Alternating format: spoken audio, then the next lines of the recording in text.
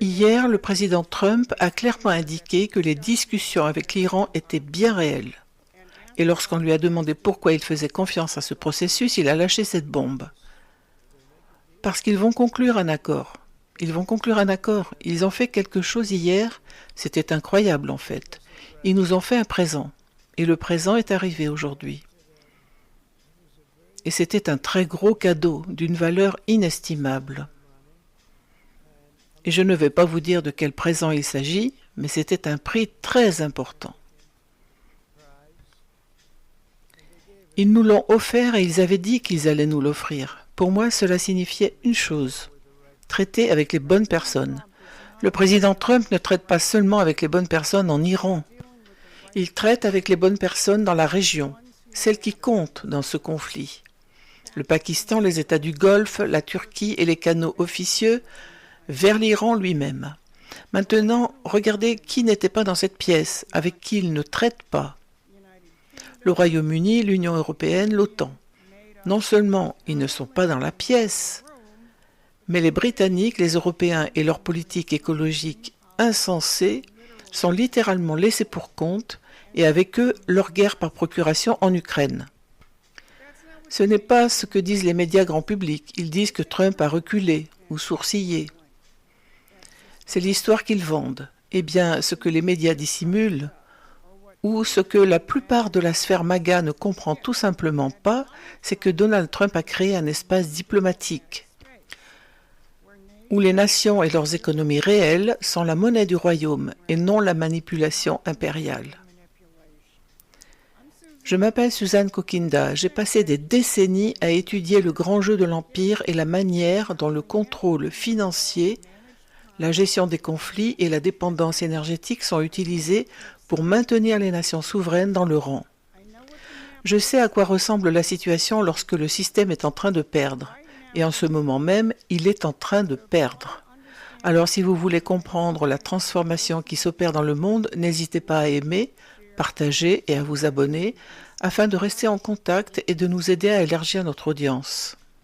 Voici ce dont je vais parler aujourd'hui. Premièrement, qui est à la table des négociations alors que Trump s'efforce de régler le conflit avec l'Iran et ce que représente la nouvelle architecture diplomatique. Deuxièmement, qui n'était pas à la table des négociations? Pourquoi l'Europe s'est-elle réduite à l'insignifiance? Et troisièmement, l'Ukraine. Et pourquoi les manœuvres frénétiques de Zelensky cette semaine en disent long? Alors, qui mène réellement les négociations diplomatiques pour résoudre ce conflit? Le Wall Street Journal a rapporté l'histoire cette semaine et la liste des participants est assez remarquable. Les ministres des Affaires étrangères d'Égypte, de Turquie, d'Arabie Saoudite et du Pakistan se sont réunis avant l'aube à Riyad la semaine dernière pour élaborer une issue diplomatique. Les services de renseignement égyptiens ont ouvert un canal direct avec les gardiens de la révolution iraniens. La Turquie a fait le relais téléphonique entre l'Iran et l'Égypte. Oman a transmis des messages sur la sécurité maritime. Et le président l'a confirmé lui-même en premier lieu dans ses déclarations à la presse. Nous pensons beaucoup à nos partenaires au Moyen-Orient. Comme vous le savez, bon nombre d'entre eux ont été touchés de manière inattendue, ce qui m'a surpris, tout comme tout le monde. Mais ils occupent une place importante dans nos discussions. Le président a ensuite reconnu le rôle du Pakistan en relayant la déclaration du Premier ministre Sharif qui disait « Sous réserve de l'accord des États-Unis et de l'Iran, le Pakistan se tient prêt et honoré d'accueillir des pourparlers constructifs. »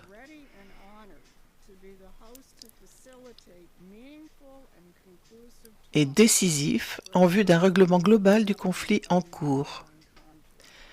Regardez maintenant cette liste. Le Pakistan, l'Arabie Saoudite, l'Égypte, la Turquie et les États du Golfe. Tous ces pays sont membres du Conseil de paix de Trump. Cette architecture qu'il a commencé à construire avec les accords d'Abraham et qui fonctionne désormais à plein régime sous la pression d'une guerre ouverte, tout en continuant à mobiliser des milliards d'investissements pour la reconstruction de Gaza. Et cette pression a un tout autre effet que les médias ignorent complètement. L'Iran et ses mandataires dans les pays voisins sont en train d'être isolés et mis hors d'état de nuire. Début mars, le gouvernement libanais a interdit le Hezbollah et lui a ordonné de remettre ses armes. Puis, l'autorité palestinienne a publiquement condamné l'Iran et s'est rangée du côté de l'Arabie saoudite. Avez-vous bien saisi? L'autorité palestinienne condamnant les attaques iraniennes contre les États du Golfe et réaffirmant sa solidarité avec l'Arabie saoudite. Et le Hamas, le propre mandataire de l'Iran à Gaza, envisage désormais sérieusement une proposition de désarmement émanant du Conseil de paix de Trump. Tout l'édifice rhétorique de l'axe de la résistance s'est effondré. La capacité militaire de l'Iran est anéantie, ses lignes d'approvisionnement vers ses mandataires sont coupées et ses moyens de pression s'amenuisent. Contrairement à des décennies de diplomatie orchestrée qui ont maintenu la région dans un état de guerre permanent, Donald Trump fait ce que personne n'a été capable de faire. Pour une raison très simple, il ne joue pas le grand jeu impérialiste. Il souhaite réellement la paix, fondée sur un véritable développement économique. Remarquez maintenant qui n'est pas présent dans la salle. Pas de ministre britannique des Affaires étrangères, pas de représentant de la Commission européenne, pas de quatuor de l'OTAN. Les acteurs qui ont dominé la diplomatie au Moyen-Orient pendant des décennies sont tout simplement absents. Et en ce qui concerne le conflit militaire lui-même, ils sont pires qu'absents. Ils ont fait obstacle et le président les a publiquement dénoncés pour cela. Alors, si vous voulez comprendre l'ampleur de ce changement, comment l'ancienne géométrie stratégique des institutions mondialistes et des idéologies est remplacée par les principes américains de la politique d'État et de l'économie réelle, vous devriez vous abonner à la newsletter gratuite de Promethean Action. C'est un événement historique majeur et nous allons vous en donner la feuille de route. Le lien se trouve dans la description. Alors, pourquoi les Européens sont-ils hors jeu à cette table? Parce que leurs propres politiques ont fait s'effondrer leurs économies et les ont dépouillées de tout moyen de pression, ce qui a été noté avec une ironie non négligeable par Kirill Dmitriev, le directeur du Fonds souverain russe et l'un des principaux interlocuteurs de Poutine auprès des États-Unis. Voici comment il l'a formulé. L'Europe peut enfin savourer le succès de ses programmes écologiques et russophobes sans pétrole ni gaz. Ce n'est pas une provocation, c'est un constat de fait. Et russophobe sans pétrole ni gaz, que même le Télégraphe a admis dans son titre. L'Europe risque une pénurie de carburant d'ici quelques jours, prévient le patron de Shell. L'UE a fondé toute sa stratégie énergétique post-russe sur l'hypothèse que le GNL du Golfe continuerait toujours à couler. Car la City de Londres avait toujours géré ses points de contrôle. Juste assez pour permettre au fantasme écologique de l'Europe d'être semi-fonctionnel. Cette hypothèse n'est plus valable, et voici ce qui en fait le pire cauchemar de l'Empire. Ce n'est pas seulement que le détroit est interrompu, c'est qu'il y a désormais deux superpuissances énergétiques qui ont rompu de manière décisive avec l'agenda vert et l'ordre fondé sur des règles, et elles ne s'en cachent pas. Voici Donald Trump qui, cette semaine, publie les chiffres sur la domination américaine dans la production de combustibles fossiles grâce à ses politiques, d'abord en termes de production de pétrole, puis en termes de production de gaz naturel. Là encore, tout est le résultat de ces politiques. Et voici Dmitriev qui publie la domination de la Russie sur l'ensemble des ressources naturelles. Pensez à ça. Les États-Unis et la Russie affichent simultanément leur puissance énergétique souveraine au cours de la même semaine, tandis que l'Europe s'agite. Ils ne respectent plus les règles du libre-échange, ne se plient plus aux impératifs écologiques et énergétiques, des nations souveraines agissant en tant que telles. Alors, qu'a fait l'Europe cette semaine face à tout cela? Elle a cligné des yeux 2 fois. L'Union européenne, qui traînait des pieds depuis des mois sur un accord de 750 milliards de dollars portant sur le GNL avec les États-Unis, a soudainement accéléré la procédure pour un vote ce jeudi. Puis, discrètement et sans tambour ni trompette, Bruxelles a retiré le vote prévu le 15 avril visant à interdire définitivement les importations de pétrole russe, invoquant les développements géopolitiques actuels, et ne l'a pas encore remis à l'ordre du jour. En clair, cela signifie qu'elle ne peut plus se permettre cette idéologie. Dmitriev l'a très bien dit. Programme écologique, russophobie, pas de pétrole, pas de gaz, pas de place à la table des négociations.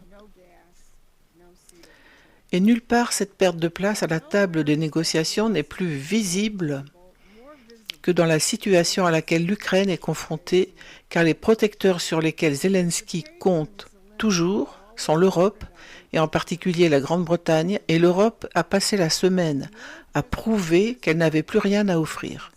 Parmi les médias, c'est le New York Times qui a saisi la situation difficile de Zelensky. Avec ce titre, Zelensky envoie des négociateurs aux États-Unis dans l'espoir de relancer les pourparlers de paix. Mais regardez le sous-titre. Le président ukrainien a déclaré avoir un très mauvais pressentiment quant aux effets du conflit avec l'Iran sur la propre guerre que mène l'Ukraine. La semaine avant d'envoyer son équipe à Washington, Zelensky s'est toutefois rendu lui-même à Londres pour tenter de consolider le soutien de son principal bailleur de fonds. Le Télégraphe a qualifié cette visite de tournée « Ne m'oubliez pas ». Pendant son séjour à Londres, Zelensky a rencontré le roi Charles pour la 5e fois, ce qui est sans précédent, et s'est adressé en personne au Parlement britannique pour la 2e fois. Zelensky exploite ses relations avec les Britanniques autant qu'il le peut, car Londres est le protecteur sur lequel il peut compter. Mais voici le problème, la Grande-Bretagne n'a plus aucune carte énergétique à jouer. Starmer peut signer des déclarations de défense et parler de ne pas perdre de vue l'Ukraine, mais il ne peut pas fournir ce qui alimente la nouvelle configuration mondiale de Trump, à savoir le pétrole, le gaz et le levier économique physique. Il ne l'a pas. Le très mauvais pressentiment de Zelensky est bien fondé. La guerre en Iran n'est pas une distraction par rapport à la situation en Ukraine. C'est une lentille qui clarifie une nouvelle géométrie stratégique. Le cadre énergétique et économique qui soutenait le mandataire britannique en Ukraine est en train d'être démantelé en temps réel. L'Europe ne peut pas le financer. La Grande-Bretagne ne peut pas le garantir. Les États-Unis sont passés à une étape bien plus importante de l'histoire. Alors, regardez la carte.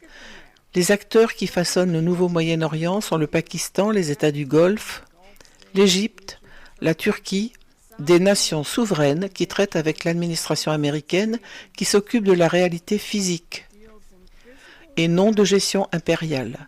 L'Europe réclame à grands cris l'énergie dont elle s'est privée pendant des années. Et le plus puissant protecteur de l'Ukraine est un pays qui n'a pratiquement plus de cartes à jouer. Il disait que Trump n'avait pas de stratégie. La carte dit le contraire. L'Iran a bel et bien envoyé un cadeau à Trump cette semaine et l'ancien ordre mondial n'a rien obtenu. Car c'est un monde nouveau qui se dessine, façonné par les principes de la souveraineté économique et politique et mené par Donald Trump. Promethean Action est en train de construire un mouvement qui comprend cela. Alors s'il vous plaît, devenez membre ou contributeur et aidez-nous à faire avancer ce combat. C'était votre briefing du mercredi. Merci de nous avoir suivis. S'il vous plaît, prenez un instant pour vous abonner à notre newsletter gratuite sur prometheanaction.com.